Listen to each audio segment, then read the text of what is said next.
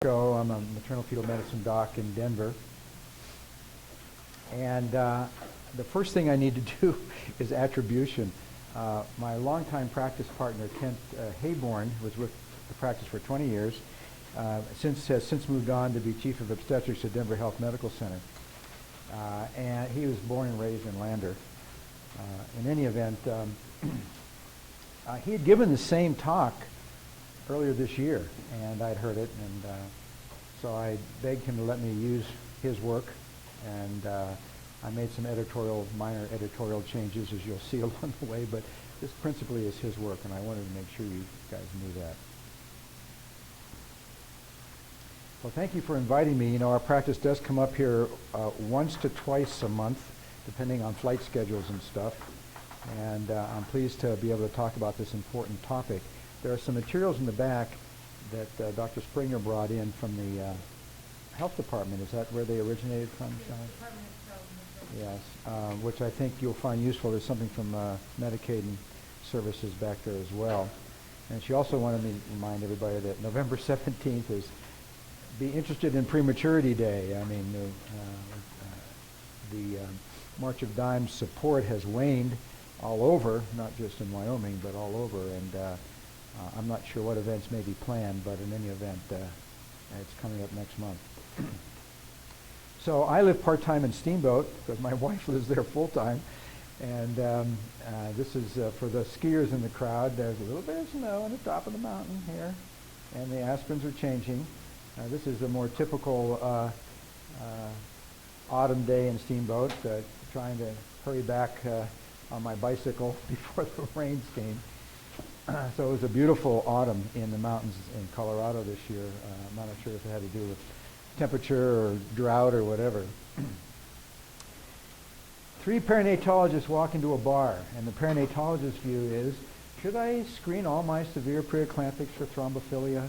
What's the ideal magnesium regimen for triplets? Should all TTTS patients, that's twin-to-twin transfusion patients, get a cerclage? What's the ideal technique for termination in multiples with discordancy for serious anomalies? Answer to these questions may actually be important. Take care of the patient in front of you, but importantly, the answers to these questions will have zero measurable impact on the preterm birth rate. So the big picture then is, where have we seen some improvements, what work, and how do they help? Is there anything we can do that does not involve a vaginal probe and some progesterone? And where are the next opportunities? So these are the 3 major areas that I want to spend the next 45 minutes on. And I got some slides from Ashley Busiker, is that how you pronounce it? Who is a state epidemiologist in Wyoming. And I picked some of them, so I'm sort of the messenger on these, but there are a couple, and I picked them for specific reasons. I think this is Matrona here, isn't it? And that's 9.8% prevalence rate of preterm birth. Overall prevalence rate was quoted as 10.7%, 2012 to 2015, which doesn't quite square with this over time graph that she sent me.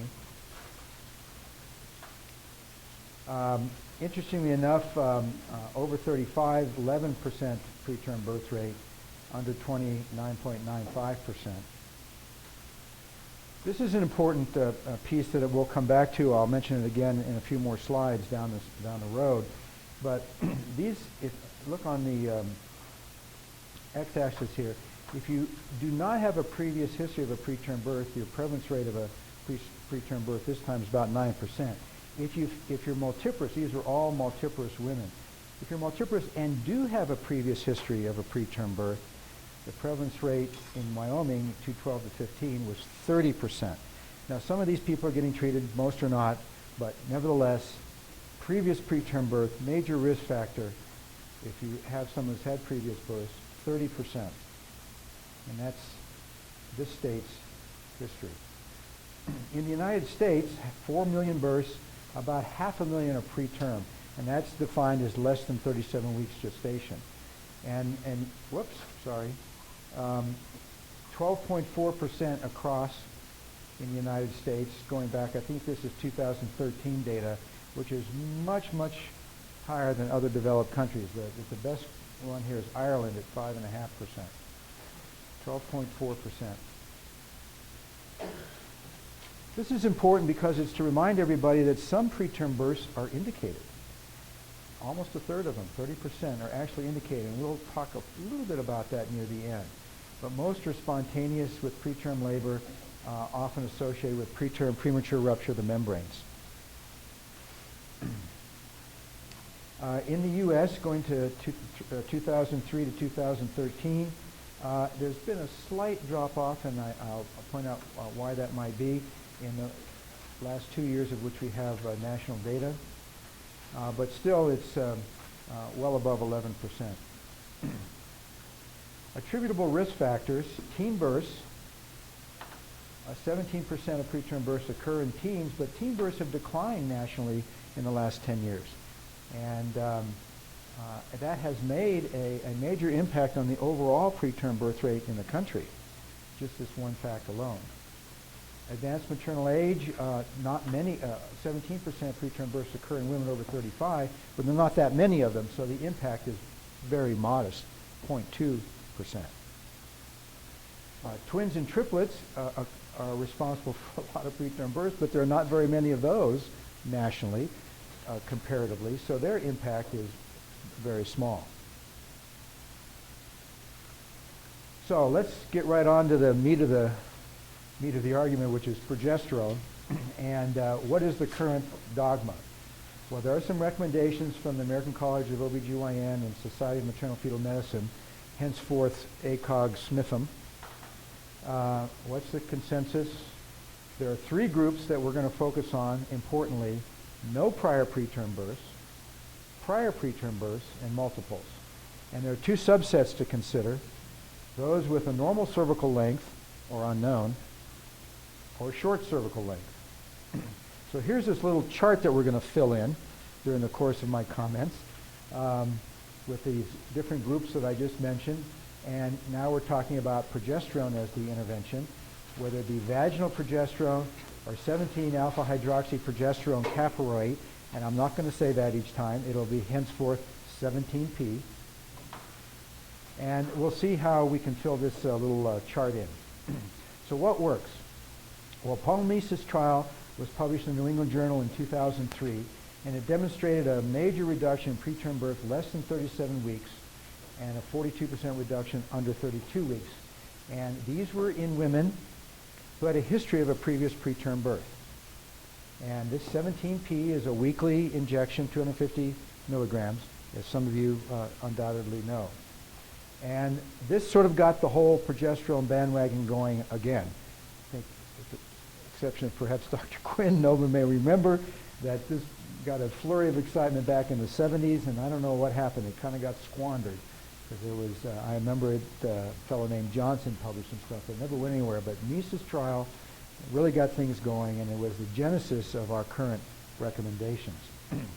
Should be offered to all women with singleton pregnancies, preterm birth, 20 to 37 weeks, starting at 16 to 20 weeks. Now that's the way the trial was designed. So if someone's 22 weeks and fits that criterion, they should be offered 17P for sure. And then Meese did a cost-effective trial more recently having to do with the changing prices of this medication, which I won't get into right now. So this is a table right from that Meese study from the New England Journal. And it was a randomized prospective blinded trial. The methodology was clean. There's one thing I wanted to point out, because it was the major critique of the study when it was presented at Smitham and when it was published, and that's this. In the placebo group, the recurrent preterm birth rate, delivery before 37 weeks, 55%. 55%, which is astronomical. I mean, historically, when people come in and ask you, what's my risk of having another preterm birth, it was 28 to 30%, I mean, with observational studies. So people ask the question, where did you find this group where there was a 55% recurrence of preterm birth? Remember, state of Wyoming, 30% this number was. 30%. Even in the treated group, the study group, it was 36%. Okay? So that was the major critique of the study, and probably still stands as such. Now, nevertheless, methodologically it was pure, And it was randomized, so irrespective of what your criticism might be, they did get the reductions that I mentioned. You'll see that these relative risks do not cross 1 in the spontaneous recurrent preterm birth, irrespective of race, and below 35 weeks and below 32 weeks. So this is the important table right out of the NICE study. Now, what about vaginal or oral progesterone? Well, there have been a few studies. I have some of them listed here. The Da Fonseca study, which was published in the same year in the American Journal, as I recall, I think he's from Brazil, was a vaginal progesterone study. And it wasn't quite done as neatly as the NICE trial, and I won't bore you with why not. But in any event, he certainly saw a reduced risk ratio, which was significant, of about a 50% reduction using vaginal progesterone. O'Brien had a gel progesterone excluding short cervix patients. There were 2 oral studies not long thereafter. One was not significant and one was significant. Most people have used the Da Fonseca data to offer vaginal progesterone if for whatever reason someone cannot get the 17P or decline it. So you have your patient with a prior spontaneous preterm birth. They're on 17P. You need to monitor cervix. What do you do if the cervix gets short? You put a cerclage in. You give her vaginal progesterone. You put a pessary in. Everybody know what a pessary is? Because I want to come back to that. Who doesn't know what a pessary is? Good. Well, the cerclage issue comes up due mostly to Owen's study, John Owen, in 2009. He had patients with previous spontaneous preterm birth. Some were getting 17P. They had been randomized to 17P. Some were getting placebo. And they had their cervix monitored. And if the cervix before 24 weeks got below 2.5 centimeters or 25 millimeters, they got further randomized to a cerclage or no cerclage. And the cerclage reduced the preterm birth rate a further 32%. 32%. Perinatal mortality was reduced, and under 35 weeks it was reduced if the cervix was really short, 15 millimeters or 1.5 centimeters. Bergella in 2011 did a meta-analysis of 5 trials and it confirmed these findings. So, on 17P, previous preterm birth, serial endovaginal ultrasounds for cervical length, falls below 25 millimeters by 24 weeks, cerclage is offered. Now, what about progesterone, vaginal progesterone? Well, there's been a randomized trial in 2011, and then there was this analysis. I know some of you may be familiar with this new way of doing meta-analysis, relatively new, where they do individual patient-level data. In other words, instead of just taking the published trial and mushing the data together in a meta-analysis, they actually go back to the raw patient data. I did a paper on low-dose aspirin once, and they were looking for my raw data to include it in such a type of meta-analysis. It's supposed to be more robust than the traditional meta-analysis. But you can see, based on this RCT and these IPDMAs, all indicated benefit of vaginal progesterone with prior spontaneous preterm birth and a short cervix. And then Conde Agudelo in 2013, in a heads-up trial of vaginal progesterone versus cerclage, showed that it was equivalent. It was equivalent. No studies of pessary in this scenario. So what works? So if you have your patient on 17P and her cervix shortens up to under 25 millimeters, you can either switch to vaginal progesterone, stop the 17P, don't give both, switch to vaginal progesterone, or put a cerclage in, per the Owen study. And Kent's little comment here that if it's really short, under 15 millimeters, maybe a cerclage might be better than vaginal progesterone. You may have passed the vaginal progesterone window, if you will. Don't use them together. And if she gets a cerclage placed, even though the data suggests it doesn't matter whether you're getting 17P or not, ACOG and Smitham both recommend continuing it. If you have a patient on it who gets a cerclage, continue the 17P. So here's our little chart we're trying to fill in here. Intervention, progesterone, vaginal 17P. prior preterm birth, normal cervical length, vaginal progesterone, mixed, 17p, yes. If you walk out here with nothing else, that's an important thing to remember. Prior preterm birth, short cervix, vaginal progesterone, yes. 17p, yes, and that is cerclage or switch to vaginal progesterone if the cervix shortens up. But you would continue the 17p with cerclage and substitute the vaginal progesterone and stop the 17p if you use that. Okay, that's the group with previous preterm birth. What about women with no prior preterm birth, prima gravida, and a short cervix? Well, I've got several studies listed here. You will see that the cutoff for cervical length varies among all three studies, as they often do. Relative risks are reduced except for Grobman's study, which was a 17p study. So you could conclude that 17p in a short cervix with no prior history does not work. Okay. But as Kent points out, the incidence of this in a low-risk patient, right, no previous history, is pretty low, about 2%. About 2%. So the number needed to screen is pretty substantial to find these patients. Short cervix identified by endovaginal ultrasound, singleton gestation, no prior preterm birth, vaginal progesterone should be offered if the cervical length, and again, those cutoff values vary among the studies, 20 millimeters or less before 24 weeks gestation. Okay? Low-risk patient, short cervix before 24 weeks, vaginal progesterone. Prior spontaneous preterm birth should be getting 17p already and offer a cerclage or vaginal progesterone if her cervix shortens up, and maybe focus on cerclage if the cervix is very short before 24 weeks. Well, that begs the obvious question then, well, if that's true of low-risk patients, then we ought to be looking at cervical lengths on everybody. And, of course, you'll have a sonographer revolt with that. It's hard to accomplish, easy to do in a studied setting, but to implement that more widely is difficult. What if you live in a place with no vaginal probe? This is some of Kent's humor. There's even a quality control thing. Do you know how to measure cervical length properly?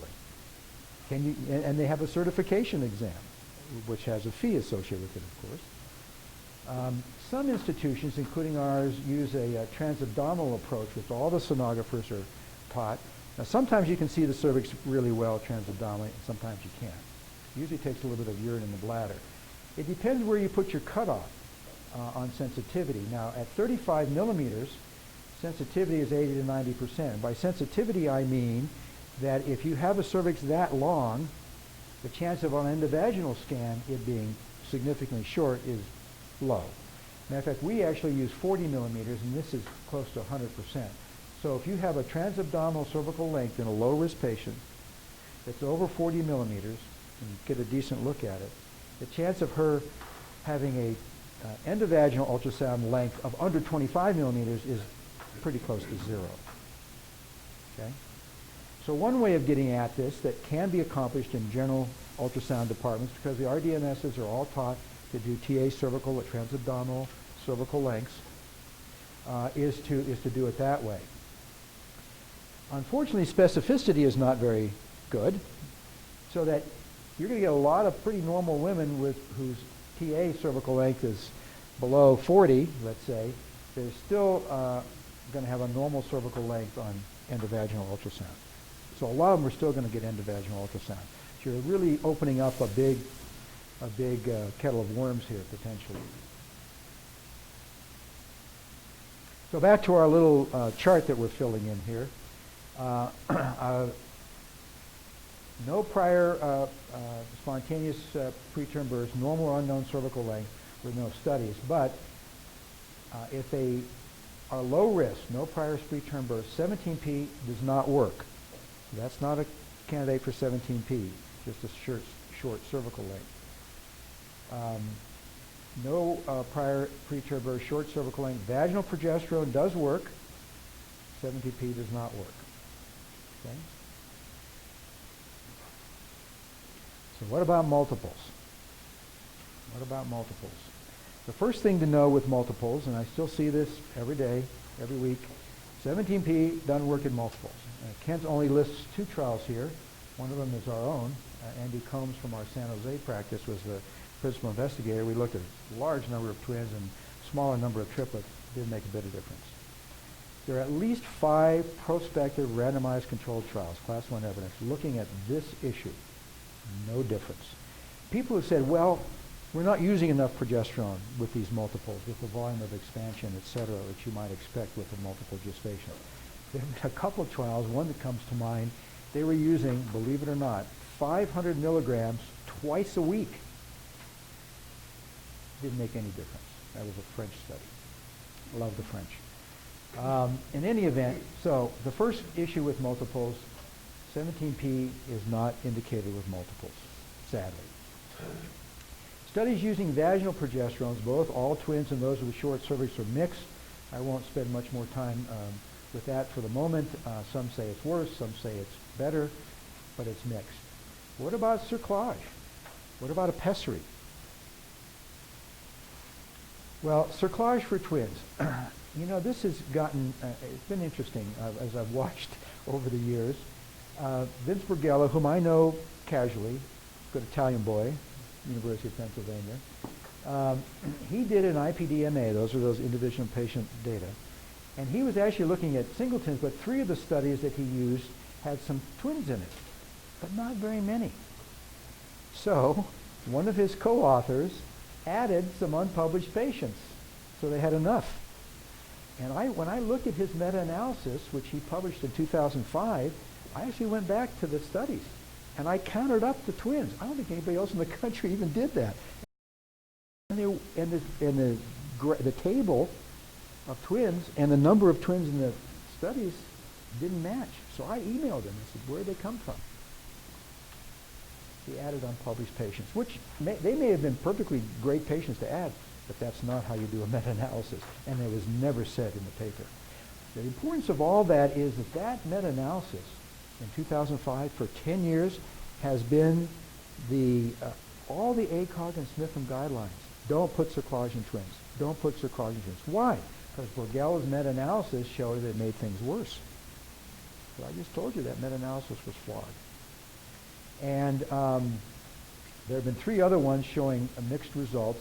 But to their credit, and I'm talking about Bergella's group at the University of Pennsylvania, a year ago they published an observational study showing that if the cervix was really short, and they used 15 millimeters, there was a 4-week benefit to putting a cerclage in twins. So you have to hand it to him. At least he's been transparent about this. Now, this was not a randomized trial, and this fellow, or that's not a fellow, it's a lady, Roman, who has since left Bergella's group, and she is doing a randomized trial about this. And she's having trouble enrolling patients, as you might expect. We actually got asked to participate, and my partners don't have enough equipoise. You know what equipoise is? If someone with twins at 22 weeks has a 15 millimeter cervix that looks like this, you know, this is for those of you that can see ultrasounds. I mean, this should be closed here. And this is a big funnel, and there's no measurable cervix beyond the funnel. We didn't feel good about randomizing that patient to nothing. So I understand Roman is having trouble doing the study, as you might expect. It may have to come from our friends in Europe or Australia, New Zealand somewhere. I don't know. But certainly that observational trial that she published, or that Bergella's group published, showing this, and this was just published a year ago, June 15. 4-week advantage. So I don't think the answer on cerclage in twins is done yet. It does need, as Kent suggests here, a randomized controlled trial. I think it's going to be very difficult to do in current contemporary U.S. practice. What about pessary? Well, Arabin is a gentleman's name, and there have been a couple studies on using the Arabin pessary in Europe, and you can't get those here, because I tried. So we've found a pessary, and it's called a Biotech is the name of it. And it looks like a diaphragm, kind of a hefty diaphragm. It's manipulatable, but it looks like a diaphragm. And it looks a lot like the pictures of the Arabin pessary. So we've been using Arabin pessaries when we use them. In any event, here's a singleton study by Goya, 2012, short cervix under 25 millimeters on a routine anatomy scan. And he randomized their pessary routine care, and he got a significant decrease in preterm births among singletons. The twin stuff is interesting. This was published in Lancet from the Netherlands, and among twins with a short cervix, very liberally defined. We normally would take 35 millimeters and run with a cervix of twins like that, but they found that the pessary improved outcome if the twins had a short cervix. Nicolaides, who's from King's College in London, published a study last year. He's British, obviously, and no benefit, whether it was short or unselected. So I'm not sure where this is going right now. I will tell you that if we get a set of twins who is well into the second trimester, late 20 weeks, 28 weeks, 30 weeks, and their cervix is shortening rapidly, we will put a pessary in. Pretty non-invasive. Once it's in, doesn't hurt anything. They don't feel it. They don't have to take it out, put it back in like gynecologic patients often do. So we are using the biotech pessary in that circumstance. So I've already told you about this group, singletons. What about multiples? No intervention has been shown to improve outcomes in randomized controlled trials.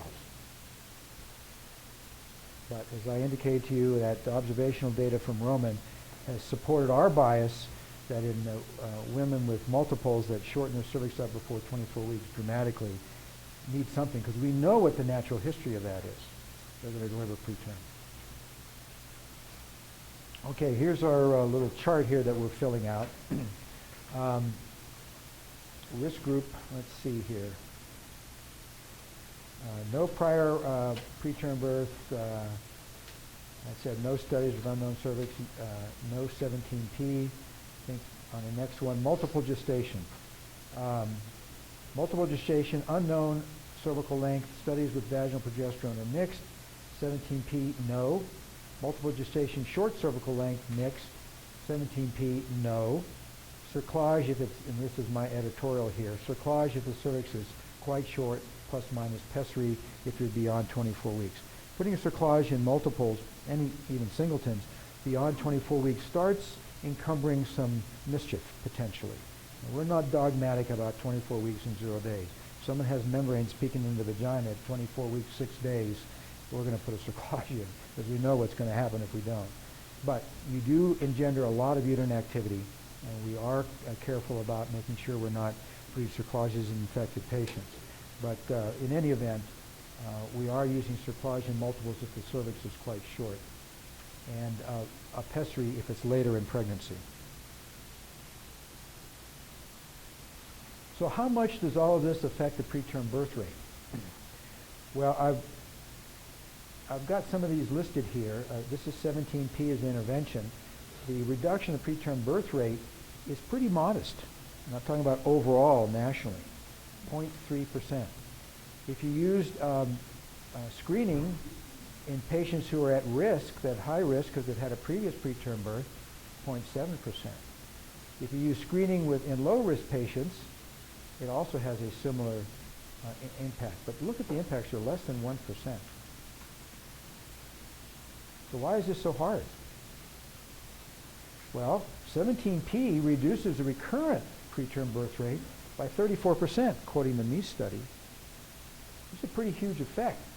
But this won't do much to reduce the preterm birth rate. Why not? Well, 4 million births in the United States, 58% occur in Paris women who could have a history, potentially, but only 8% have a history of a preterm birth. 88% get care in time, but if they all happen to get 17P, the preterm birth rate is only reduced by 0.3%, from 12 to 11.7. Okay?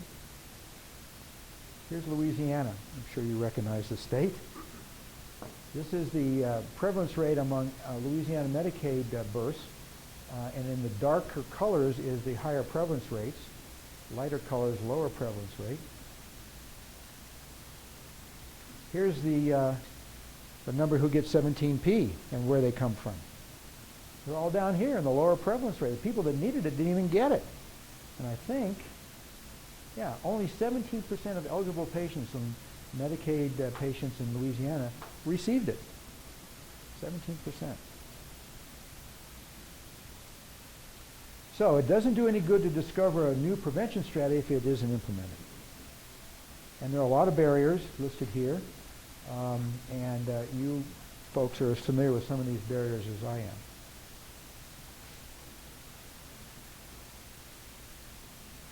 Is there anything else we can do that does not involve a vaginal probe and progesterone? Well, here are some things listed: infection, obesity, teen pregnancy, cigarettes, psychiatric illness, and then that group of indicated preterm births. I'm going to touch on each of these very briefly before we finish. This issue of infection we've known for decades now.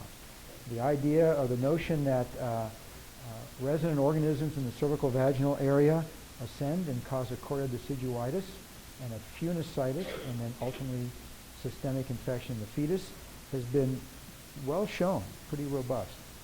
The problem is that intervention trials have been disappointing. Intervention trials usually with antibiotics or anti-inflammatories. We need a cytokine inhibitor that works, an IL-6 inhibitor, because it's the fetal response to these organisms, even if you can eradicate them, that leads to ultimately what we see as labor and preterm birth. What about obesity? Well, you know, I'm not sure how you pronounce this gentleman's name, Meningius, 2013, from Denmark. He's the first one that suggests that maybe obesity was linked with preterm birth. You can see his odds ratios here were significantly. And the dogma has been that obesity leads to preterm birth, but boy, there isn't a heck of a lot with that that supports that. In the dark bars, spontaneous preterm birth, and indicated preterm birth in the light colored bars, you can see as the BMI increases, spontaneous preterm birth goes down. And here is, in the dark bar are the non-obese, and the light bars are the obese, and you can see that preterm birth less than 37, less than 34, less than 32 are more prevalent among the non-obese. And then finally, Misa's original study, just graphing it out by BMI, and the proportion that had preterm birth goes down with advancing BMI. So the data linking just obesity and preterm birth is either non-existent or certainly not robust. Here's a meta-analysis of 84 studies in the BMJ, and you can see here that if you put them all together, the odds ratios or risk ratios cross 1. No association. That's spontaneous preterm birth. What about teen pregnancies? 70% of preterm births occur to teens, but it's fallen, as I showed you earlier, although it's still much higher than the rest of the developed world. It has been a contributor to the small decrement we've seen in the last couple of years, preterm birth, fewer teen births. Teen pregnancy prevention is mired in social politics, and what if we give teens, all teens, free immediate postpartum contraception? Kent is very liberal, but he took his notion and studied it. And here's the adolescent maternity program data using an immediate postpartum implant versus standard care. And they tracked both groups for 36 months, and the Nexplanon was paid for by a grant, so there wasn't any financial disincentives or incentives. What happened? Repeat pregnancy at 36 months for the implant group was 18%. For the control group, 84%. And if you do a cost analysis, which they did, at 36 months, in the purple here, was the control group, 6.8, this is millions. Don't forget, it's just a Denver metropolitan study, or Colorado study, I should say. Here's the Nexplanon group, and here are the savings. So both in terms of occurrence as well as costs supported the notion of giving all people postpartum contraception. What about smoking? Well, the attributable risk due to smoking has been known for decades and contributing a large number of preterm births annually. What about smoke-free legislation? Well, here's a meta-analysis, and overall it does reduce significantly the occurrence of preterm birth, that is smoke-free legislation. And what about secondhand smoke? It was a reduction under 34 weeks in the intervention trial among 700 African American women reporting secondhand smoke, randomized to behavioral intervention, although I'm not sure exactly what that means. And in the group that had serum cotinine levels less than 20 nanograms per ml, which are really non-smokers, it was markedly reduced as well below 34 weeks.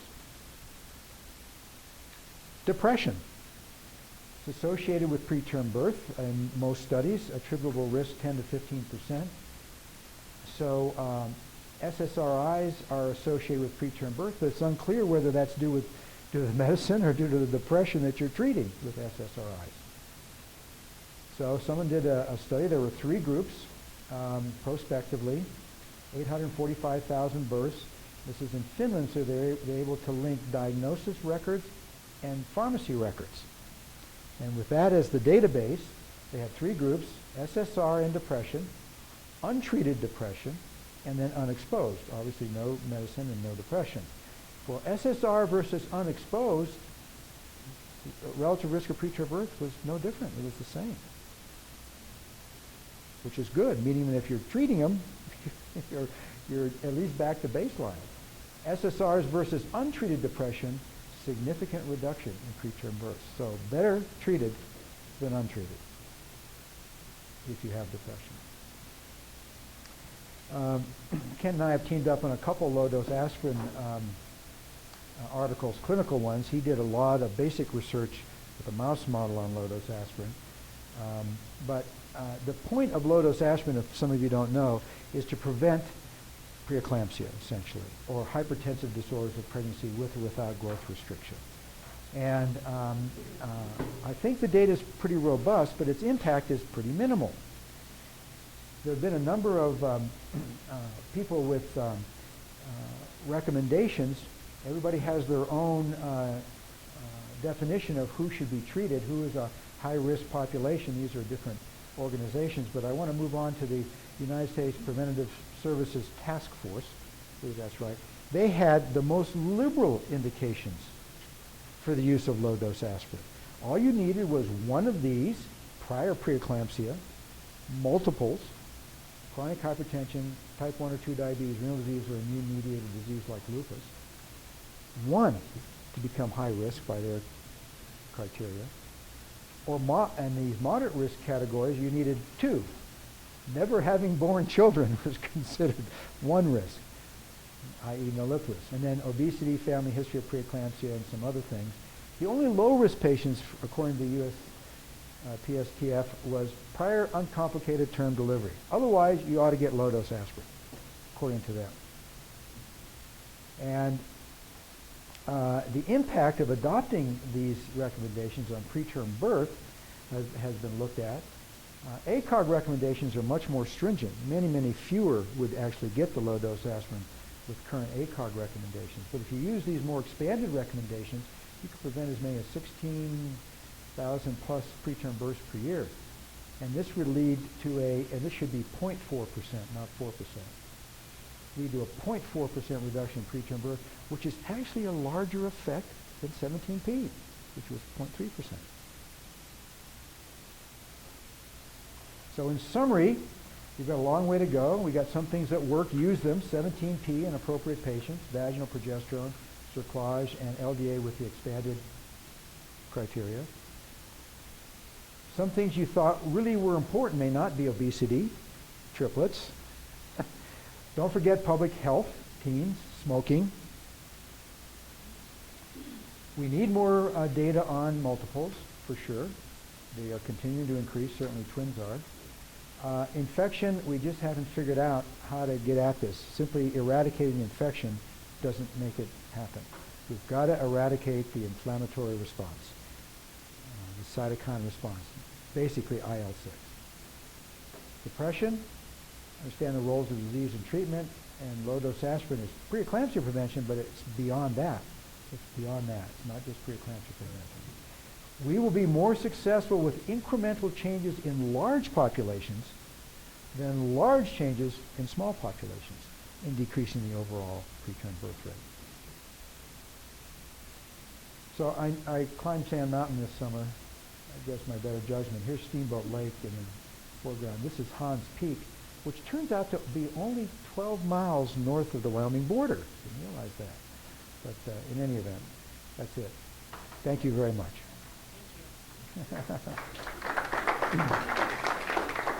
Not bad, huh? 4 minutes for questions? Yes, Sam, how are you? Good. You guys, you're using No, 200 milligrams. 200. Yeah. Okay. And we're kind of extrapolating from some of the studies. Everybody, because they're done in different countries, for example, Brazil, they must have some sort of different formulation. The gel, the Crenone gel, Yeah. I understand is extremely expensive. You guys probably know that in your gynecologic care. I don't think that's necessary. I think you can get Prometrium less expensively. Okay. And are you using prophylactics very much after the 17 weeks or not?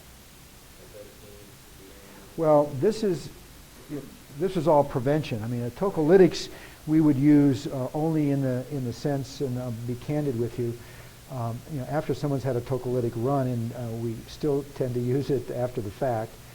Using it empirically, in some selected cases, a previa that's bled who's irritable, we might use some tocolytics. Post-cerclage, someone who's rapidly shortening their cervix despite pessary use, and they've got an irritable uterus, we might put them on some nifedipine. So there are cases where we would use it where I don't have a class 1 evidence to show you.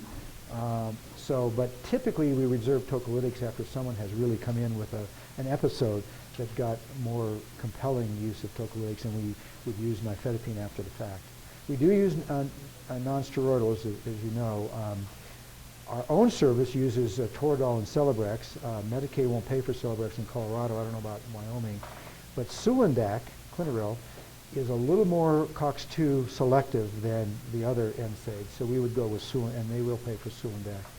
And it can be pretty damn effective for a short run. And we use the 32-week guideline. Yes, sir? Any experience with glyphosate which is also slightly COX-2? Maybe a little more even than Sulindac? Yeah, I haven't had any experience with it. I'm sorry. What's its brand name? Ponstal? No, Ponstal is mefenamic acid.